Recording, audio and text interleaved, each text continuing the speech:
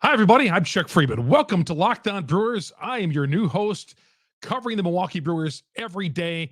What direction is this going to go for the Brewers this year? I think it'll return to the playoffs for the first time since a couple of seasons ago. You know, they've been a routine visitor to the playoffs. They just can't get the job done and make it to the World Series. But what direction is this season going to go? We'll talk about it next on Locked On Brewers.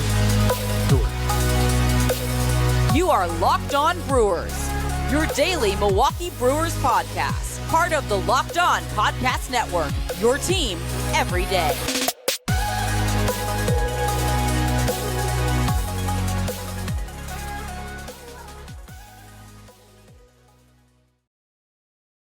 Part of the Locked On Podcast Network, and it is great to be here and talking baseball and Brewer baseball, my favorite sports team in the state of Wisconsin. Been covering the team since 1981. Working for various radio stations since out of high school. Right now, WIBA in Madison, doing the morning sports. Most of you have known me for years doing sports talk in Milwaukee and enjoying every minute and talking to the great fans and the Brewer fans out there. And I also cover the Brewers for the Associated Press Radio Network, AP Radio. Been doing this all since 1981. But yeah, having this opportunity to talk Brewers every day, your team every day, can't wait. And, you know, again, this season could go one of two directions. I mean, they could contend or they could just they could go the other way. They won 86 games last year, and it feels like they lost 90, but we'll get more into that as we move along here. Locked On Brewers, part of the Locked On Podcast Network. We are your team every day.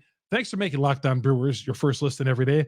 Again, part of the Locked On Podcast. We are free and available on all platforms. I'll be your host, Chuck Freeman, and we're going to be here after every game. I'm going to try to do it on weekends too, because Brewer baseball just doesn't stop Monday through Friday. There's Friday night games, Saturday games, and Sunday games.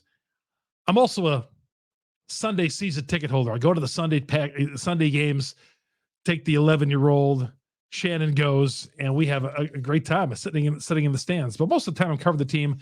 But when I'm not, love to sit in the stands. Is there a better place to be on a Sunday afternoon in the great state of Wisconsin than at AmFam Field? I mean, I just want them to win. And some news coming out today. The roster seems like it's firmed up. Okay, as of right now, as of Monday afternoon, roster seems to be firmed up. Here are some of the news of the day. Luke Voigt gets a 1-year deal with the Brewers. Now the Brewers. He opted out of his minor league deal, and he left the door open for other teams to sign him, but he was coming back to the Brewers, 1-year deal with a club option for next year as well. I really like this move. I mean, last couple of years haven't been great for Voigt. He's been hurt, but I maybe because I just remember his days at the Yankees, and man, the power that he had a few years ago in limited bats, and he was fantastic. So I'm still holding out hope that he could return to normal like he was a couple of years ago and give this team a bat at the DH spot and maybe spell some rowdy over at first base against those left-handed pitchers. Now, Keston Hiura. The era has ended for Keston Hiura. And the reason why, there's just no spot for him on the team because they can't continue with this experiment any longer. I mean, God bless Keston Hiura. It's not because of a lack of effort. The guy tried, and he worked his batting stance a couple of times, and you thought when he got called up from AAA, he had a couple of nice games and some big moments, and he thought, okay, he's going to turn the corner. He's going to be back. He's going to be back to that form he was in 2019. But it just never happened. That loop in his swing, too many strikeouts. Defensively, was bankrupt defensively. Couldn't play him at second base anymore. You tried him at first base, and he made a couple of mistakes over there, and you're not going to play him as long as Rowdy's over there. And you got Voigt taking up some spots at first base. So, and you can't, you're trying to win a pennant here, and you've given Hiura enough opportunity to work out of this. So they designated for him assignment. He could rejoin the franchise with Nashville. That's up to him. But I'm sure at age 26, somebody's going to give him a shot. But it's getting late in the game for him. The Brewers, again, it's not because they didn't commit to him, because they did. They gave him every opportunity to make this team year in, year out, be a part of the team, be a part of the everyday lineup, and he couldn't get it done. Bryce Turang now had Keston Hiura been the player he was in 2019 and improved defensively, he'd be the starting second baseman on opening day. As it turns out, it looks like Bryce Terang is going to be the second baseman on opening day. And he would become the 7th rookie in franchise history to make the roster and start on opening day if he does against the Cubs coming up on Thursday. First since J.J. Hardy in 2005. He joined the likes of Corbin Thomas, Pedro Garcia, the great Paul Molitor, my all-time favorite Milwaukee Brewer, as a lot of you know. But yeah, he makes the roster, and he's again, defensively, he's going to be really good over there. Can he hit? Can he hit is another part of the equation on a team that needs some offense. Let's face it, man. They got to score some runs. Cannot be relying on the pitching. The pitching has been great. It's the offense that ultimately kills us every year. It does. It kills this team every year. But Terang is going to be likely the everyday second baseman until further notice. I know Urias might move over there and play some second base, and I think the plan was for him to be the second baseman, Urias, but Terang is going to be, got the news on Monday in Craig Counsell's office, and that was great. It is great to see that happening. Other news, Abraham Toro, who they got, the second baseman from Seattle in the Colton Wong trade. Abraham Toro, who'll probably see some at-bats from time to time coming up here on the roster, but he can't hit, and he's going to be down at AAA to start the season. Sal Frelick, I know a lot of you wanted him to make the team. Right now in the minor league camp, probably he's not going to make the team, but we'll be up here. Yeah, just because you don't make the opening day roster, some of these young guys, doesn't mean that they're not going to be up here in a couple of weeks or in May or June or wherever, because injuries are going to happen and we're going to need these guys. And I'm glad we got quality guys down at the minor league system. Meantime, let these guys get everyday bats down in Nashville. Joey Weimer is going to make the roster. Not going to be, I don't think he's going to be the starting right fielder on opening day. That's probably going to go to Anderson. But Weimer, he's got the deep crouch and been one of the surprises of camp. A lot of confidence, hits some moonshots. He's going to be playing pepper with Bernie Brewer out there in the left field chalet, man. Weimer, yeah, he can hit, man. He can hit, and I think he'll play some right field. So he initially will probably be a bat off the bench, but who knows? So those were the moves today. Luke Voigt, Keston Hiura gone, Abraham Toro to AAA. Same with Sal Frelick, likely going to be a AAA, and Joey Weimer makes the roster. Well, where does it begin and where does it end for this Milwaukee Brewer team? It does with Christian Yelich. Christian Yelich has got to turn it around. I mean, there's just too much riding on Christian Yelich if this team is going to return to making the postseason. And if they're not going to make the postseason, I would think that Christian Yelich is one of the reasons why. Yelich is going to have a big year and turn this team around and turn himself around.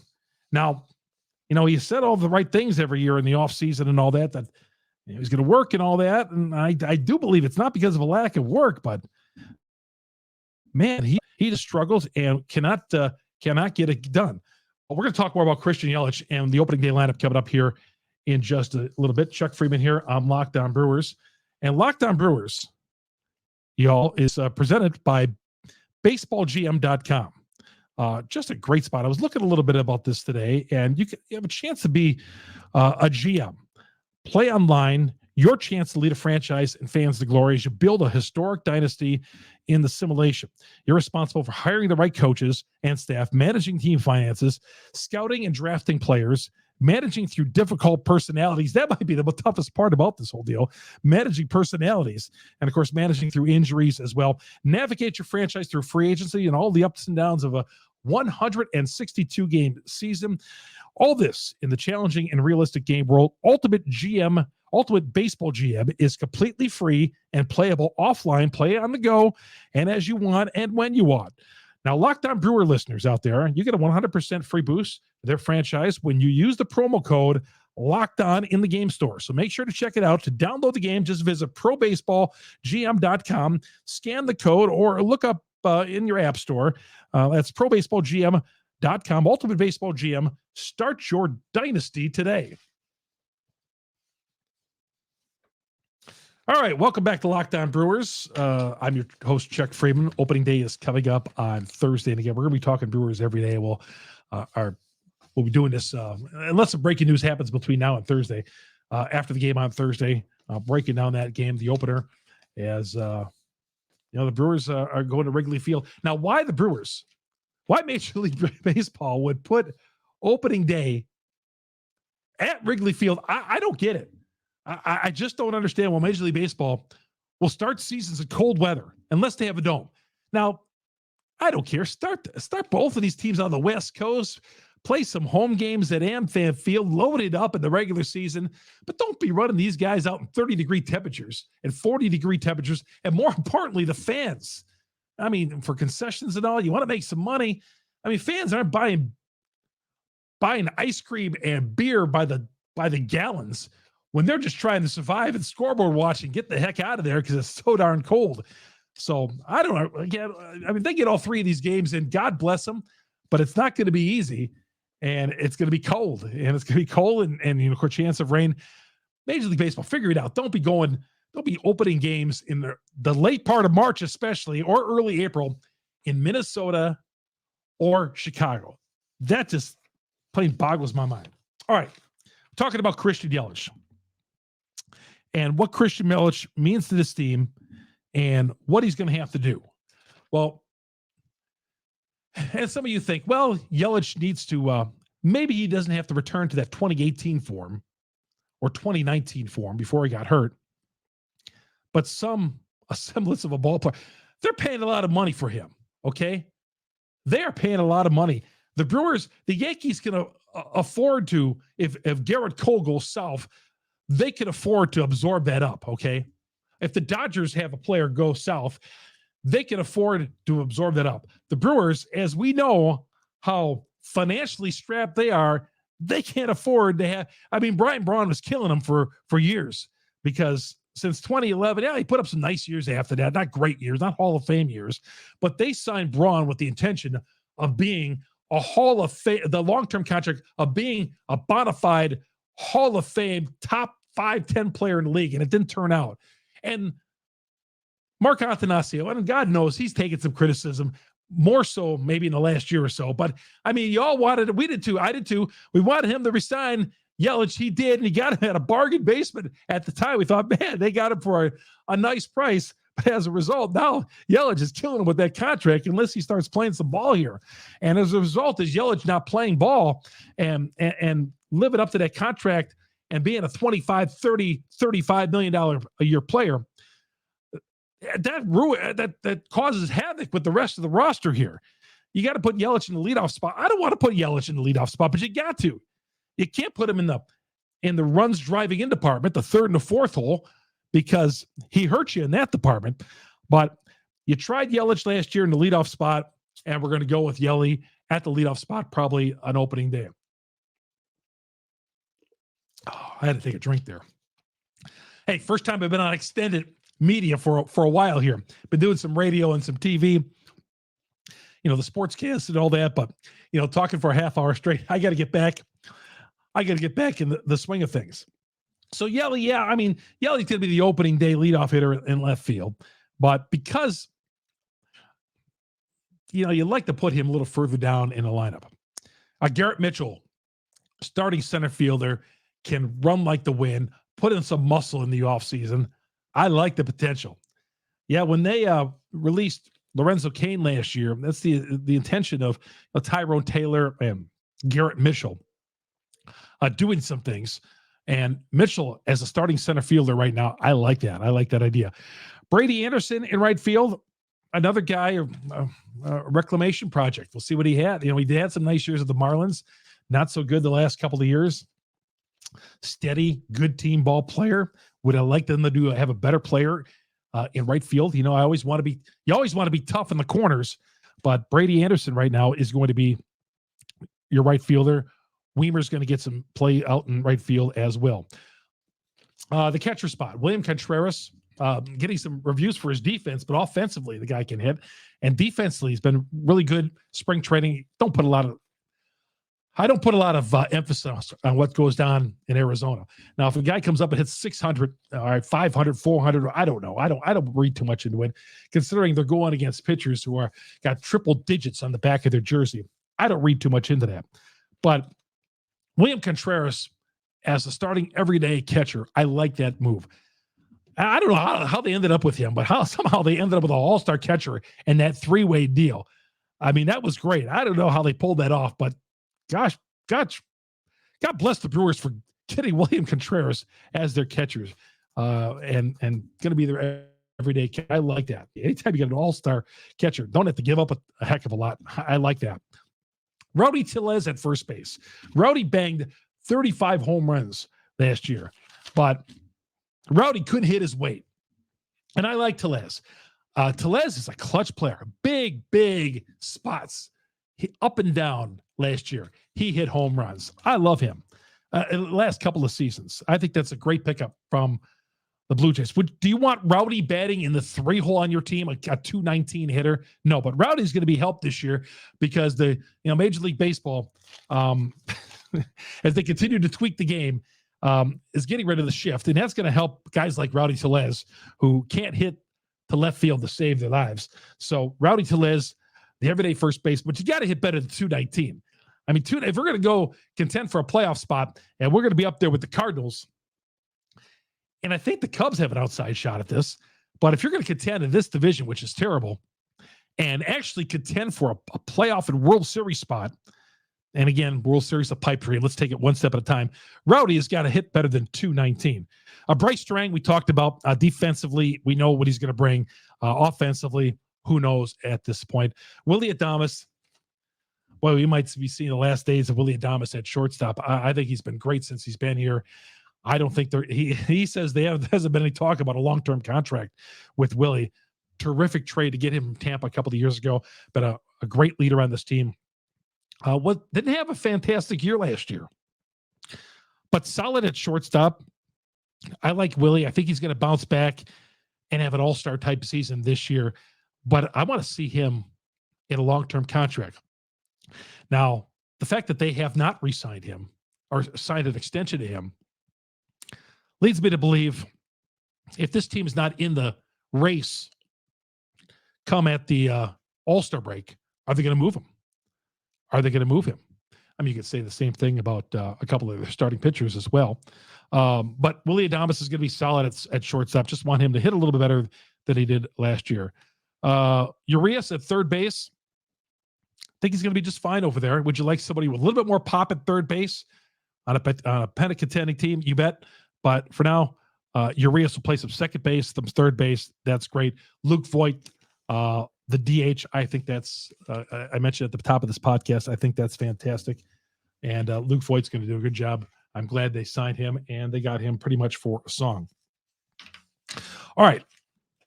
The pitching staff. The bullpen, I don't know about the bullpen. And none of us liked the Josh Hader trade last year, and that's one of the reasons why we don't like the bullpen. Excuse me. A couple of guys out there we like, but the starting rotation, is looking pretty good. We'll talk about that coming up next here on Locked On Brewers. I'm Chuck Freeman, your host on Locked On Brewers. Locked On Brewers, brought to you in part by Built Bar. Built Bar March Madness is here, and time to vote for your favorite bar or puff. And now go to BuiltMarchMadness.com to vote for your favorites. And Built Bar, I've had one of these bars, bought one of these bars, and they are fantastic. They are really, really good, energetic, and good for you. And right now, you can get a 12-month subscription to Built. Built best bars or puffs delivered monthly straight to your door. You got to try it. It's really good for you. It's one of the best protein bars out there. And if you work out and you go for runs and all that, a Built bar to start your day is always a good thing. And just have heard a lot of good things about it. I've had it and all that. It's delicious, and they're good for you. Built bars and puffs, so good. Well, for starters, they're very high protein, low and sugary, covered in 100% real chocolate, 100% real chocolate. And right now, vote for your favorite bar. BuiltMarchMadness.com right now to vote for your favorite bar or puff.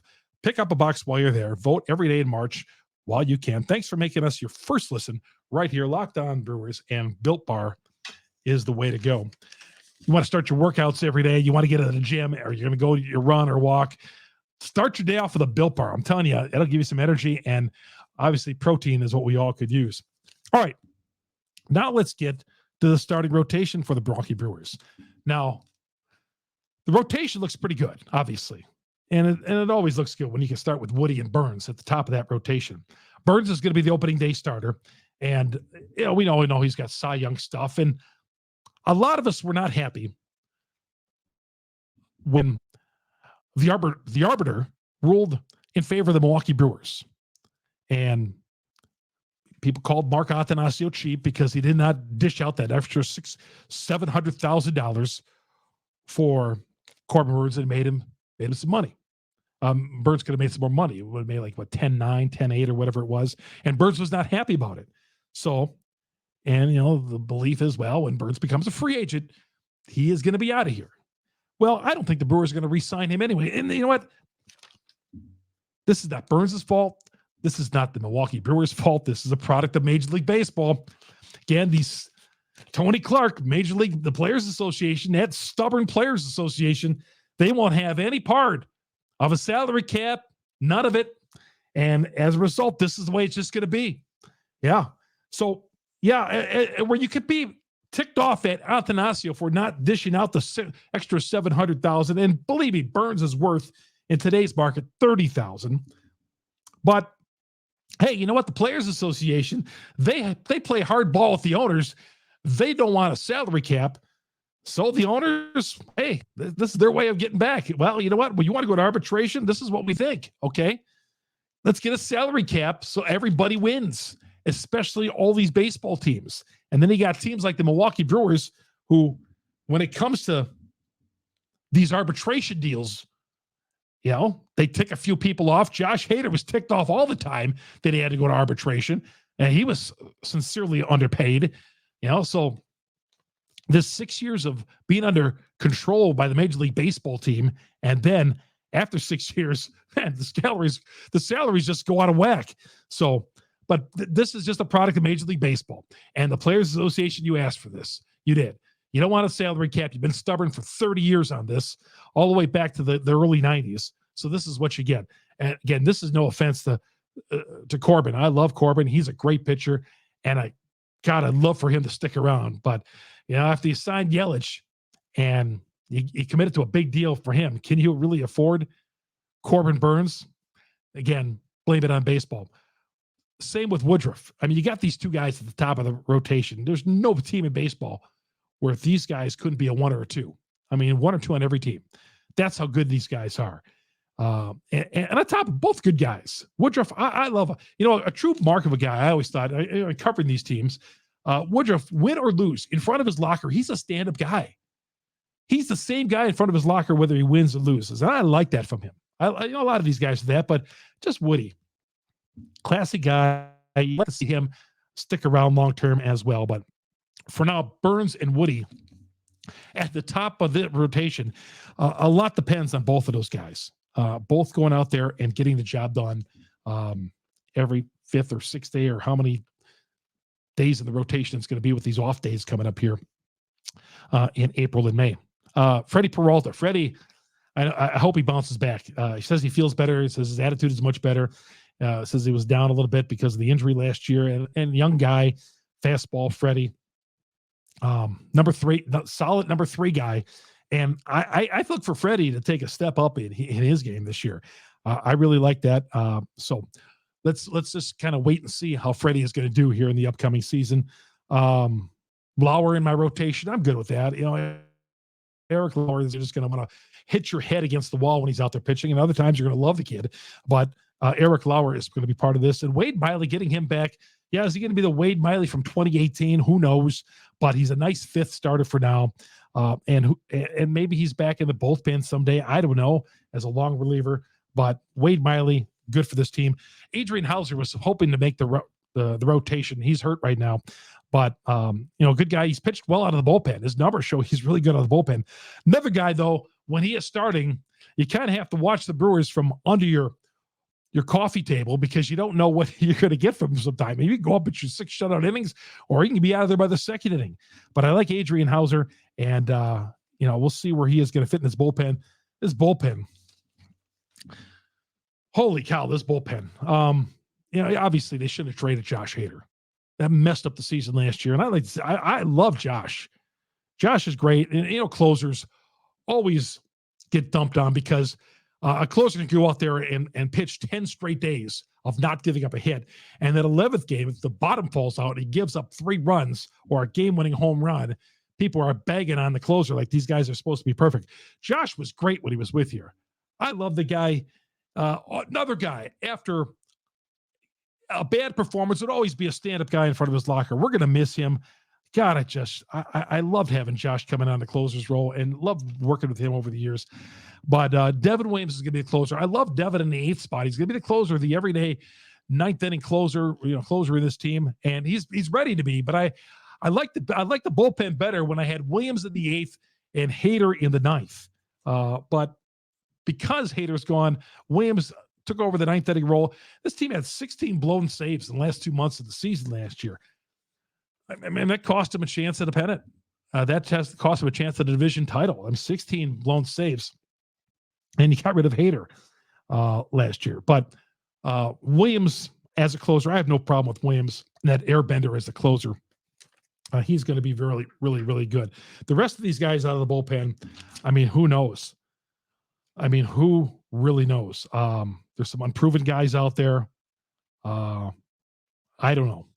I think once you get past the starting rotation, until you get the Williams in the closer's role, you got to kind of hold your breath for some of these guys. You really do. You do. So as the season looks right now, the Brewers on paper are probably the second best team in the division. All the baseball prognosticators, the Cardinals are the favorite. The defending divisional champs are the favorite. They got a few things going for them in the right direction. Brewers will see them. I think it's mid-May. They see them down there for a first. Actually, you know what? The second week of the season, the Brewers, the weekend of April 7th, 8th, and 9th, I think the Brewers have a Friday, Saturday, Sunday series with the Cardinals. Yeah, the Cardinals are going to be here early in the season. That's right. So they're going to be here on Easter because I'm already looking forward to taking my 11-year-old kid because I got him in this year for Easter. So Brady, if you're listening, we're going to opening day, Brewers and Cardinals, that Sunday game. We're going to that game. So that's going to do it for the first Locked On Brewers for 2023. We covered a lot. Man, I hope the Brewers are in contention this year. They've been great being in contention for every year since 2017, at least in contention. And that has made summers great. And we need that again for this year. Locked On Brewers. Make us part of your everyday listening and viewing on the Locked On Network. Thanks for being a part of it. And again, I want to tell you about once you're done with me, and if you're into fantasy baseball, win your league by listening to Matt and Dom every day as they bring you the best fantasy draft strategies. Find Locked On Fantasy Baseball wherever you get your podcast and on YouTube, part of the Locked On Podcast Network. Your team every day. Chuck Freeman here on Locked On Brewers. We will be talking to you after the game coming up on Thursday and every day. Let's have a great season, everybody. Thanks for listening to Locked On Brewers.